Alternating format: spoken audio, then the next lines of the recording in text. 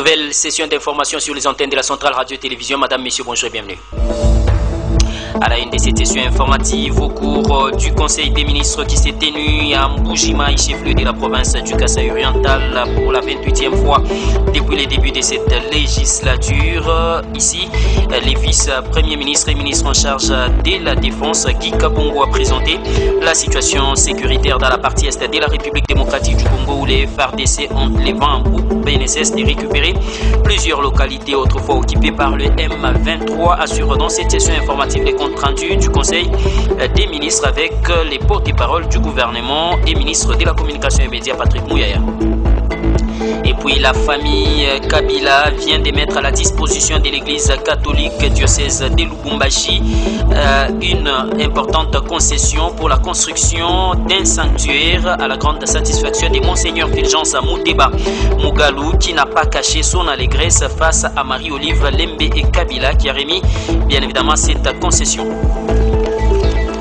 Pendant ces temps, lors de son itinérance dans les grands Katanga, le secrétaire général du parti politique La Nouvelle Génération pour l'émergence du Congo, NOGEC, en sigle, est arrivé dans la montagneuse ville d'Elikasi la journée de ce samedi 28 décembre de l'année, en cours dans les buts de redynamiser les partis, mais aussi lancer les adhésions massives tant attendues par le partisan du parti cher à maître Constant Moutamba, à suivre dans cette session informative. Voilà tout pour les titres, mesdames, messieurs. Bonjour et bienvenue. Christian Ezemo me permet de vous atteindre des partout à Likasi. Je suis Monto Trésor à la présentation de cette nouvelle session d'information sur les ondes sacrées de la Centrale Radio-Télévision. Encore une fois de plus, bienvenue.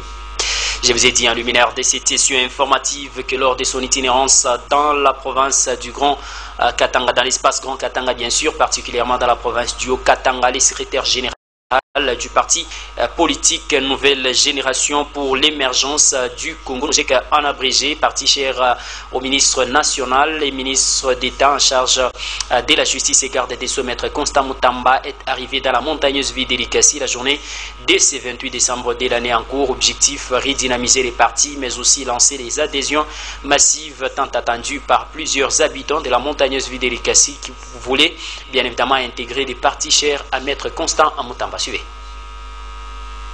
Il n'a pas fallu une assistance vidéo pour constater cette ambiance des partisans de la Nouvelle Génération pour l'émergence du Congo, fédération de l'Ikasi.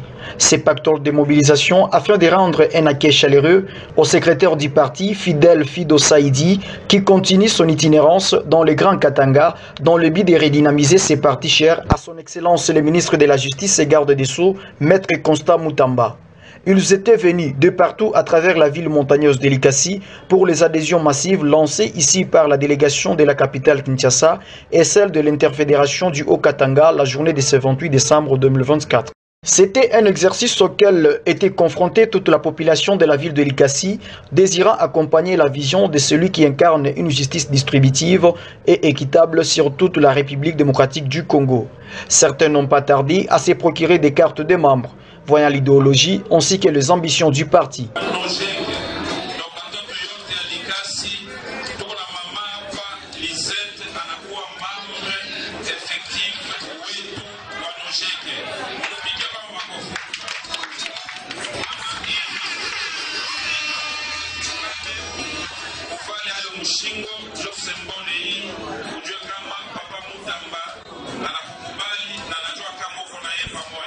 La fédération de l'Ikasi, chapeautée par maître Igo Kassongonumbi, a été classée parmi les fédérations phares qui font vibrer non seulement la ville de l'Ikasi, mais également toute la République grâce au dynamisme et détermination de ses membres, souligne le secrétaire général du parti à chaque prise de sa parole.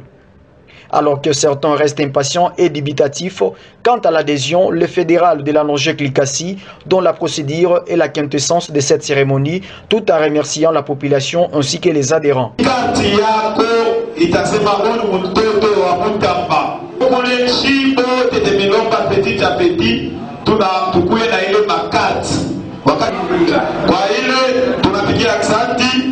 Se livrant à la presse, le secrétaire général de la Nouvelle Génération pour l'émergence du Congo, la NOGEC en sigle, explique la raison de son passage à l'Ikasi. Ça fait maintenant plus d'une semaine que je suis dans le Katanga et dans mes attributions, je suis venu redynamiser le parti NOGEC par était cher à son excellence Constant Mutamba Tongonga, ministre d'État, ministre de la Justice, l'interfédération, ou le Haut-Katanga en général, parce que l'engouement que j'ai rencontré ici à Likasi me donne encore le courage de faire le tour de tout le Congo. Ces partis composés majoritairement des jeunes directs et combattants de la vraie démocratie et la bonne gouvernance constitue un véritable tremplin censé mener en bonne et due forme la République démocratique du Congo vers le renouvellement de la classe politique, qui vraisemblablement est le cheval de bataille, voire le leitmotiv auquel son autorité morale, Constant Mutamba et tous ses partisans de la NOJEC aspirent du jour au lendemain.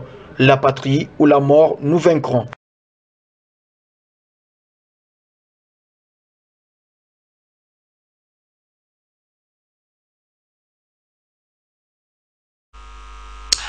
Pendant ces temps, au niveau de la montagneuse ville de Likasi, le président de la Fondation des Amis des Maîtres Sefer Ramazani Sefou a organisé une importante réunion d'évaluation de l'année 2024 avec les cadres mais aussi les membres de la fondation qui porte son nom. Maître Sefer Ramazani Sefou a voulu évaluer l'année 2024 mais aussi poser des bases pour la nouvelle année 2025 qui se profile à l'horizon. Suivez. Réunion, on a combien de membres au total? Qu'il a tout comité, il y en a tout un nombre autant. L'année 2024, combien de membres sont en ordre? Tout on a civilisé, hein? Donc, il est réunion, il a qu'il a monté en alerte rapport yaki. Na tout évalué rapport yaki la monto. Na mouile rapport il est mutaleta qu'il a comité nyoneshe. Iko na makuta ngapi mukaleta kufatana na ma moyen. C'est ça. Banani bengi. Oui, papa Kingombe. Benjak. Paka wendu bafanya nini? Shinakuwa mapendo ya profit. Pendant ces temps, Maître Sefer Ramazani Sefou est allé assister les personnes vivant avec handicap au niveau de la commune de Kikula. Question de célébrer aussi la fête de la Nativité du Christ, mais aussi la fête des Nouvel An avec ces personnes vivantes avec handicap, avec une assistance qui a été mise à leur disposition pour leur permettre de se commémorer aussi de la plus belle des manières la fête des Nouvel An. Suivez donc cet extrait de l'échange qu'a eu Maître Sefer Ramazani Sefou avec ces personnes vivantes avec handicap. Abayapata leo atatu kachupa kama mafuta. Abayayua batoto batakula nini? Na ile tulisema ile kiloko Mungu alitupatia tupartage na mweye. Ni kweli. Na ile mita milomba mpokee ile na mapendo sana. Parce que Maître Sefer anakuaka miaka yote uko pamoja na mweye. Na maina paka magumu juu ya mafete au furaha, me tunakuwaka souvent tuko pamoja na president. Chaque fois que kuko shida tunakuwaka tuko na intervenir. Na nile kusiku ya leo tulisema tupartage ile kiloko uke kila mtu apate kuataka mchele, waka spaghetti, wa mai, waka omo, waka kwise. Anakalanga hapo anasema Maître Sefer alitukumbuka. Et puis la jeunesse du Tanganikaise évoluant dans les Hauts-Katanga a organisé une séance d'échange dans la montagneuse ville de Likasi la journée dès ce 27 décembre de l'année en cours et par la suite a lancé un message en soutien au nouveau chef d'état-major général des forces armées de la République démocratique du Congo nouvellement nommé, le lieutenant général Jules Milamboué, dans le but bien évidemment de soutenir cette ordonnance du chef de l'État qui a jeté son dévolu sur un digne fils de la province du Tanganyika. C'est une nouvelle satisfaisante pour toute la jeunesse tanganikaise du Haut-Katanga d'apprendre la désignation de son digne fils au rang des chefs d'état-major général des forces armées de la République démocratique du Congo par le chef de l'État RD congolais Félix-Antoine Tshisekedi Tshilombo en date du 19 décembre de l'année en cours. Message de remerciement. Nous, jeunesse tanganikaise du Haut-Katanga, avons appris avec satisfaction la nomination du lieutenant général Jules Banzamouilamboué, nouveau chef d'état-major général des FARDC. Le lieutenant général Jules Banzami Lamboué, parce que c'est de lui qu'il s'agit, incarne plusieurs valeurs nécessaires au service du pays, affirme ces jeunes dans cette déclaration faite en date du 26 décembre de l'année en cours. Un militaire qui a des qualités telles que la dignité, l'intégrité, la vertu, la bienveillance, le courage. Un homme calme et patient, étant à l'aise avec les contacts humains dans des situations stressantes ou instables, qui peut encore contribuer au service de la nation par son savoir-faire. Ainsi donc, nous voudrons profiter de l'occasion pour remercier son Excellence, M. Antoine Tshisekedi Tshilombo, chef de l'État et commandant suprême des forces armées de la République démocratique du Congo, pour son choix porté sur ces dignes fils du Tanganyika, territoire des Kabalo.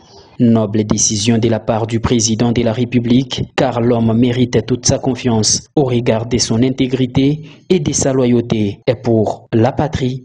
Le vaillant Jules Banzami Lamboué, soldat efficace et apte à prendre rapidement des décisions en cas d'imprévu, actuellement lieutenant général et chef d'état-major général des FARDC, et tenons à les féliciter pour cette nomination. Pour nous, la jeunesse de la République démocratique du Congo, nous ne pouvons qu'être fiers de sa nomination méritée et avoir cet homme d'État comme modèle, car sa mission est importante pour toute la nation congolaise sans aucune discrimination. Comme le dit la Bible, l'élévation ne vient ni de l'Occident ni de l'Orient, mais l'élévation vient de l'Éternel. Raison de plus pour ces jeunes d'inviter la grâce et la bénédiction divine sur lui pour la réussite de sa mission à la tête des FARDC. C'est ainsi que nous recommandons le lieutenant général Jules Banzami Lamboué, chef d'état-major général des FARDC, à notre dénominateur commun qui est Dieu, pour l'accompagnement et la réussite de ces lourdes tâches. Pour la jeunesse tanganikaise du Haut-Katanga, nous vous en remercions. Notons par ailleurs que cette déclaration marque les soutiens indéfectibles de ces jeunes filles et fils qui militent pour le bien de la nation RD congolaise, et ce, après un temps d'entretien dans une salle de la place. Et puis, l'intersyndicale de la Générale des Carrières et des Mines a organisé une conférence de presse dans la montagneuse ville de Likasi dans le but de dénoncer cette grève illégale qui s'organise actuellement au niveau de la Générale des Carrières et des Mines à groupe centre dans la montagneuse ville de Likasi, mais aussi dans les territoires des Kambov, alors que cette grève est illégale parce que les personnes qui ont décrété cette grève n'avaient pas qualité ni compétence à pouvoir décréter la grève dans cette partie de la province du Haut-Katanga. Cependant, ils en appellent à la prise des décisions responsables de la part des travailleurs pour reprendre les chemins du travail, car ils sont en train de tout faire pour essayer de redorer les blasons ternis de la Générale des Carrières et des Mines en luttant contre les nouveaux comités de gestion qui ne travaillent pas dans la vision de relever et de redresser la Générale des Carrières et des Mines. Suivez. La délégation de l'intersyndicale de la Générale des Carrières et des Mines, GECAMINE en sigle, a fait les déplacements de Likasi, capitale de la GECAMINE Groupe Centre, pour un point de presse qui a eu pour cadre la salle des fêtes Malaïka, la journée de ce 26 décembre de l'année en cours. Objectif: éclairer la lanterne des agents et cadres sur cette grève illégale qui sévit la Société Générale des Carrières et des Mines, GECAMINE en sigle, au groupe Centre depuis une bonne période. Car, décrétée par des personnes non habilitées à les faire, cette dernière ne peut être décrétée que par les syndicats et non les délégués syndicaux. La grève, c'est l'apanage des syndicats. Ce ne sont pas des délégués syndicaux qui doivent décréter la grève, mais non. C'est l'apanage des syndicats. Et une grève hors syndicat, c'est une grève illégale. On ne doit pas induire les travailleurs en erreur. Un délégué syndical ne peut pas se mettre debout quelque part et dire aux travailleurs à partir d'aujourd'hui, nous allons en grève. C'est la matière des syndicats, c'est la loi. Ici, nous profitons de l'occasion pour dire aux travailleurs de sortir de ce schéma illégal. De son côté, l'honorable professeur ordinaire Kalunga Moazo explique les véritables raisons du dysfonctionnement constaté à la GECAMIN qui est tributaire au manque des raisons de l'actuel comité de gestion de la GECAMIN qui ne sait sur quel pied danser pour arriver à relever les défis. Car la GECAMIN manque juste un outil de production et l'actuel comité de gestion est dans l'incapacité de trouver pour s'adapter à la technologie actuelle. Nous avons été sur le terrain avec les délégués syndicaux généraux. Nous avons constaté que la GECAMIN a beaucoup de réserves en remblai et en rejet. Pour prendre le cas précis du Bourg Centre, nous avons plus de 150 millions de tonnes, s'il vous plaît. 150 millions de tonnes de minerais de faible teneur. La direction générale de la GECAMIN est pleinement responsable. Et ça, nous avons appelé à cause de l'irresponsabilité managériale. C'est-à-dire qu'ils ne comprennent même pas ce qu'ils doivent faire. S'ils comprenaient ce qu'ils devaient faire, ce problème n'allait pas arriver. Aujourd'hui, on se trouverait dans une abondance terrible. Imaginez que la GECAMIN arrive à faire 1 400 000 tonnes. La tonne aujourd'hui coûte $9 000. C'est combien d'argent? Ça, c'est uniquement le cuivre. Là où il y a le cuivre, il y a toujours du cobalt. Mettez aussi le cobalt. On avait déjà, nous allons nous envoler ici à la GECAMIN, partir et faire des choses correctement au lieu de faire une gestion amateuriste comme est en train de le faire aujourd'hui. Notons par ailleurs que cette délégation syndicale a rencontré les chefs de l'État lors de son itinérance dans le Haut-Katanga et lui a demandé de remplacer les comités de gestion de la GECAMIN qui brille par son incompétence à relancer la production de cette société qui vit rien que des subsides des partenaires, ce qui ne garantit pas une longue vie pour cette société. Et puis l'Institut supérieur technique d'Elikassi-Stèle en abrégé a organisé un cours et une séance pratique, bien évidemment, dans le cadre de la biologie, mais aussi comment traiter les malades dans les différentes structures médicales de la montagneuse ville d'Elikassi. Question d'aider les apprenants à savoir les techniques de maîtrise devant un malade dans les différentes structures médicales de la montagneuse ville d'Elikassi. Ce sont les étudiants et étudiantes en sciences infirmières qui ont appris à cette séance pratique. Suivez. L'Institut supérieur et technique d'Elikassi-Stèle a une fois de plus confirmé sa réputation d'excellence en organisant une séance pratique dans le cadre du cours de biologie. Sous l'encadrement attentif de M. Jean-Marie Kalunga, chef des sections adjoints et biologiste médical. Les étudiants de Bac 1, soins généraux, laboratoire, sage-femme, esthétique et coupe-couture ont eu l'opportunité d'appliquer leurs connaissances théoriques dans des situations concrètes. Il y a une action entre antigène et anticorps. Maintenant, là où j'ai mis l'antigène D, entre l'antigène A, il n'y a pas d'agglutination. Là où j'ai mis l'antigène B, il n'y a pas d'agglutination.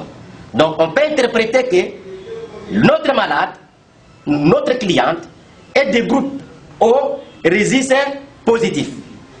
Là où j'ai mis l'antigène B, il y a eu agglutination. L'action des colères. Regardez.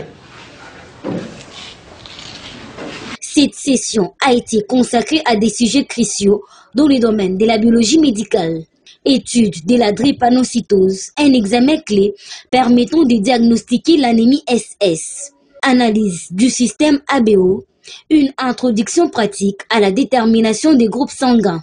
Test des hépatites virales, les participants ont exploré le diagnostic des infections HBS, HCV et VIH, renforçant ainsi leurs compétences. La séance a été marquée par un véritable ping-pong intellectuel. Oui. Donc si ça sortait AA, donc le client est normal. Le client est normal, là il n'y a pas de problème. Ma question était de savoir, vous avez parlé de groupes sanguins. Ces séances pratiques permettent aux étudiants de se familiariser avec les réalités du terrain, a souligné M. Jean-Marie Kalunga. Pour relier la théorie à la pratique, afin de répondre aux critères du système LMD, dites par le ministre de l'enseignement supérieur universitaire, il a été question d'abord de faire la théorie, relier la théorie à la pratique. Raison pour laquelle aujourd'hui, on va faire la pratique. Nous allons organiser les travaux pratiques dans les cours de biologie générale, biologie végétale, biologie animale et biologie génétique. L'ISTEL, fidèle à sa mission, continue d'investir dans des initiatives éducatives de ce type pour bâtir un avenir prometteur pour ses étudiants et contribuer au progrès scientifique dans la région. Et puis le président de la République et chef de l'État Félix-Antoine Tshisekedi Tshilombo a présidé la 28e réunion du Conseil des ministres dans la ville de Mboujima, chef-lieu de la province du Kasaï oriental. La journée de ce vendredi 27 décembre de l'année en cours. Ici, la première ministre a demandé à tous les membres de son équipe gouvernementale d'accompagner les chefs de l'État dans sa noble vision pour relever les défis qui hantent la République démocratique du Congo. Cependant, elle a demandé bien évidemment à toute son équipe de pouvoir mettre sur pied un mécanisme qui permettra au gouvernement de présenter de la plus belle des manières les vœux les meilleurs au chef de l'État dans les tout prochains jours. Suivez. Dans la suite de la communication du Premier ministre, du Président de la République, la Première ministre chef du gouvernement est à nouveau revenue sur la nécessité pour le gouvernement, en ces derniers conseils de ministres, de faire bloc autour du Président de la République. D'abord pour lui présenter les vœux et lui dire les remerciements pour le soutien et l'accompagnement durant ces mois de travail au sein du gouvernement. Les discours historiques prononcé par le président de la République le 20 janvier 2024 a clairement établi la vision qui guide le programme d'action du gouvernement qu'elle a l'honneur de mettre en œuvre. Grâce au leadership éclairé du président de la République, notre pays a réalisé d'importantes avancées en 2024 dans différents secteurs essentiels. La Première ministre a tenu également à saluer les membres de son gouvernement pour leur détermination et la solidarité observée depuis l'investiture. L'année 2025 se profile déjà avec son lot de nouveaux enjeux. Elle a appelé tous les membres du gouvernement à redoubler d'efforts et à faire preuve d'innovation et de détermination dans la conduite de leurs portefeuilles respectifs. Sur un autre chapitre,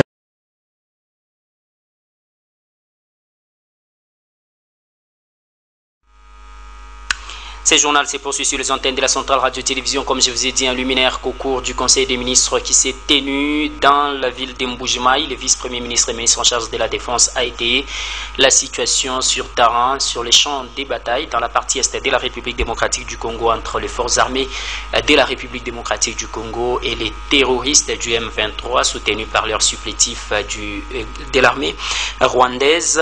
Cependant, les FARDC ont les vents en poupe et ne cessent de récupérer plusieurs localités qui étaient autrefois occupées par les rebelles du M23. Suivez donc les comptes rendus du porte-parole du gouvernement et ministre de la Communication et Médias, Patrick Mouyer. Au Nord Kivu, spécifiquement dans les territoires des Lubero, les forces armées de la République démocratique du Congo ont repris l'initiative et ont stoppé net la progression ennemie vers le centre de Lubero et d'autres localités, avant de lancer de contre-offensives, bénéficiant d'une excellente coordination des appuis-feu. Cette contre-offensive s'est soldée par la neutralisation des opérateurs ennemis des drones et la destruction de leurs sites kamikazes, ainsi que la reconquête des localités de Kassiki, Luanga, Ndoluma et Mambasa, y compris plusieurs pertes en vies humaines enregistrées du côté de ces agresseurs. Pendant ces affrontements, nos forces armées ont constaté que les agresseurs rwandais et leurs alliés utilisent des populations civiles, des enfants donc vulnérables en particulier, comme boucliers humains en violation des droits humains et des droits internationaux humanitaires. À Lubumbashi, le général Edi Kapenda, commandant de la 22e région militaire du Haut-Katanga, a tenu à éclairer la lanterne des parlementaires de la province du Haut-Katanga, où il était à l'Assemblée provinciale, question d'expliquer les solutions qui s'imposent pour mettre un terme à la guerre qui mine la partie est de la République démocratique du Congo, la journée de ce 27 décembre de l'année en cours. Suivez.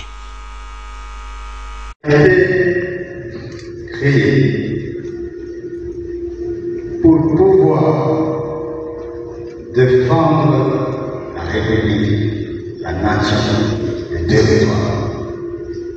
contre toute agression, que ce soit de l'extérieur, que ce soit de l'intérieur. Et la main est chargée de faire la guerre. La guerre, elle n'est pas militaire. La guerre est civile. La guerre résulte d'un accord qui n'est pas trouvé entre deux ou plusieurs personnes de manière pacifique. Si vous avez un différent les uns des autres et vous n'arrivez pas à les résoudre de manière pacifique, par des négociations, par la compréhension ou même par l'abandon, alors vous allez recourir à des moyens armés pour pouvoir régler votre conflit. Voilà pourquoi il y a la guerre. Donc, les jours où, peuple que vous êtes, vous arriverez à résoudre vos différends de manière pacifique, sans recourir aux moyens armés, il n'y aura pas de guerre. Et tant que vous pensez que le règlement des conflits, de vos différends, ne peut résister que de la guerre, eh bien la guerre sera permanente. Donc, l'armée est faite pour faire la guerre. Faire la guerre, c'est tuer. Les fondateurs de toutes ces questions ont su qu'il y aura un sacrifice de sang des gens de Congo s'ils ne sont pas capables de s'entendre. Il faut...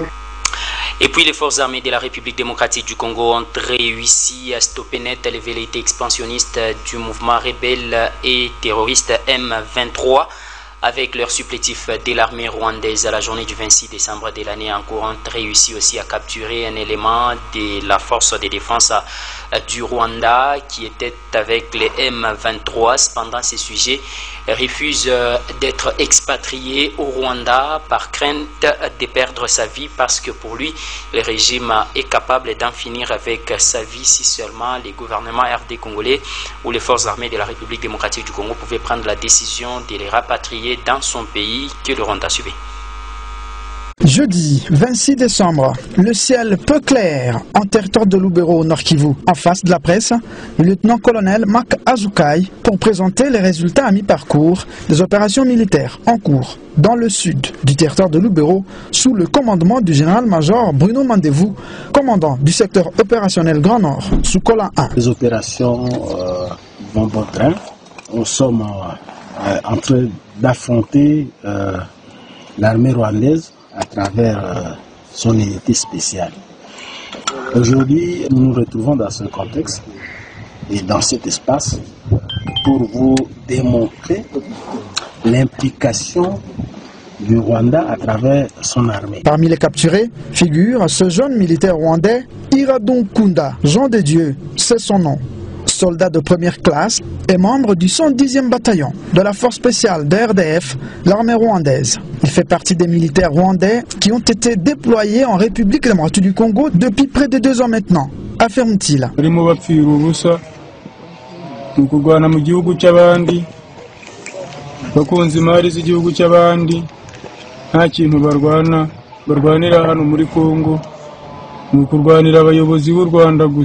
Nous avons été déployés en RDC par notre président Paul Kagame afin d'attaquer la menace sécuritaire contre le Rwanda qui sont les FDLR se trouvant sur le sol congolais, déclare-t-il. Blessé au combat avant d'être capturé, ce jeune soldat rwandais de 22 ans est bien pris en charge par les forces armées de la République démocratique du Congo, respectueuse des principes du droit international humanitaire. Il dit craindre pour sa vie s'il est rapatrié dans son pays, le Rwanda, et demande aux autres militaires rwandais de refuser d'être déployés en RDC pour se faire tuer juste pour des intérêts expansionnistes et surtout économiques des dirigeants rwandais. Pendant ce temps, sur toutes les lignes de front, les FARDC maintiennent la pression sur l'ennemi. Les zones encore sous occupation du M23 seront récupérées, rassure le porte-parole du secteur opérationnel sous Colin 1, Grand Nord. Et puis je vous ai dit en luminaire de cette session informative que la famille Joseph Kabila a mis à la disposition de l'église catholique diocèse de Lubumbashi une importante concession pour la construction du sanctuaire. Monseigneur Fulgence Muteba Mugalu, archevêque métropolitain du diocèse de Lubumbashi, a salué ses soutiens incommensurables de la famille Joseph Kabila qui a réussi à mettre à leur disposition ces patrimoines, donc cet espace pouvant permettre la construction de ces sanctuaires. Devant Marie-Olive Lembe et Kabila, Fulgence Muteba Mugalu n'a pas caché son allégresse. Suivez. La colpa e la tristezza ci opprimono quando le cose non vanno. Première force religieuse, l'Église catholique en République démocratique du Congo compte environ 35 millions de fidèles, soit plus de 2/4 de la population tout entière. Marie-Olive Lembe Kabila fait partie des fervents chrétiens catholiques. Ici, elle conduit Monseigneur Fulgence Muteba, qui a troqué sa traditionnelle soutane contre une tenue beaucoup plus décontractée sur un pan de terre que la famille Kabila a offert à l'église catholique. L'archevêque métropolitain de Lubumbashi n'en revient pas. Marie-Olive Lembe Kabila indique la partie exacte et la délimitation de cette portion de terre cédée à l'église. Plus de 10 hectares destinés à accueillir les sanctuaires mariales. Acte de foi, de cœur et d'amour qui fera date en RDC. Il y a quelques mois, j'ai introduit une requête auprès de Maman Olive et de son mari, le Raïs Kabila, pour demander un espace pour que nous puissions y ériger un sanctuaire marial. Alors, la réponse positive n'a pas tardé. Et aujourd'hui, pour concrétiser justement la réponse de la famille Kabila, eh bien, on vient nous montrer ce site que j'estime très favorable pour une activité comme la dévotion à la Vierge Marie. C'est donc ici que nous allons recevoir de la main de la famille Kabila, grâce à leur bonté, grâce aux efforts de Maman Olive et grâce à la compréhension du président honoraire Joseph Kabila, nous avons reçu ce domaine qui va être mis à la disposition de tous les chrétiens de l'archidiocèse de Lubumbashi et puis même des autres confessions. Les gestes de la famille Kabila en faveur de l'Église catholique au nom de la foi chrétienne, basés sur la foi fraternelle, deviennent difficiles à comptabiliser. C'est très impressionnant, je dois dire, commençant par la cathédrale de Goma, qui j'espère va être inaugurée bientôt. Ça, c'est vraiment l'expression de ce que la personne a de meilleur dans le cœur. Cette générosité et cette contribution aux œuvres de l'évangélisation, ça montre d'abord l'éducation reçue et puis la qualité du cœur. Oui, la générosité ne se marchande pas, c'est pas un vecteur de propagande, mais c'est quelque chose de spontané. Je dois vous avouer, pour ma part, quand j'ai posé le problème, ça ne m'a pas pris 3 minutes pour convaincre le Raïs. Il est écrit dans Matthieu 24:35, selon les propos du Seigneur Jésus-Christ, les ciels et la terre passeront, mais ma parole ne passera jamais. Un verset qui s'avère être le moteur de la foi chrétienne de Marie-Olive Lembe Kabila. Tout passera, sauf Dieu, sauf la parole de Dieu, sauf la bonté et les sacrifices que Jésus-Christ a légués comme héritage à tous les chrétiens et à tous les humains. Qui peut tricher avec la générosité? Personne. Ces preuves se trouvent dans la constance des gestes d'amour à répétition. Et puis les propos du chef de l'État Mbujimayi qui a qualifié l'opposition de pactiser avec les ennemis de la République démocratique du Congo pour semer l'insécurité dans la partie Est, parce que malgré les efforts consentis par le FRDC pour récupérer plusieurs localités et les hommes politiques en sultan, moins encore les fidèles donc de l'opposition de la République démocratique du Congo, personne ne salue et n'encourage les efforts consentis par les FRDC pour le retour de la paix. Cependant, Prince Epenge, président du parti ADB Congo et cadre à la Mouka, estime que ces propos sont dénudés de tout fondement à l'endroit de l'opposition. Suivez. La coalition Lamuka et la DD Congo rejettent avec fracas toutes les accusations mensongères que M. Félix Tshilombo a formulées contre l'opposition depuis la ville de Mbujimayi. Lamuka prend le peuple congolais à témoin. Nous avons organisé plusieurs marches populaires dans tout le pays en soutien aux forces armées congolaises engagées au front. Lamuka a organisé, y compris en partenariat avec l'Église catholique, plusieurs manifestations pour dire non au génocide congolais. Nous avons enfin organisé plusieurs manifestations dans toutes les provinces contre la guerre d'agression que notre pays subit injustement de la part du Rwanda. Félix. Et puis le ministre national des Sports en République démocratique du Congo, Didier Boudimbo, était devant la population de Kimpese dans le Congo central en meeting la journée dès ce samedi 28 décembre de l'année en cours. Ici, il a signifié à tous les militants de l'UDPS, mais aussi la population de cette partie de la République démocratique du Congo, que le chef de l'État ne veut pas changer la constitution pour se maintenir au pouvoir, mais si la population veut le voir continuer à la tête de la République démocratique du Congo, il va devoir continuer à servir la population. Suivie. Chef de l'État pesaki fumu na bola parti béton oyo apesaki eza toyeba kobongisa constitution na biso mpona ekoka kobatela biso na mikolo ezoya parce que les hommes passent, des institutions restent. Biso tokoleka constitution etelema yango eyokamba biso eza te ke mokonzi alobaki bopesa troisième mandat, mais soki bino botesi bopesa troisième mandat moto akokolela aza te. Pour le moment, eza lisolo wana te, eza lisolo il faut tokoka kosala makambo eza conforme na biso.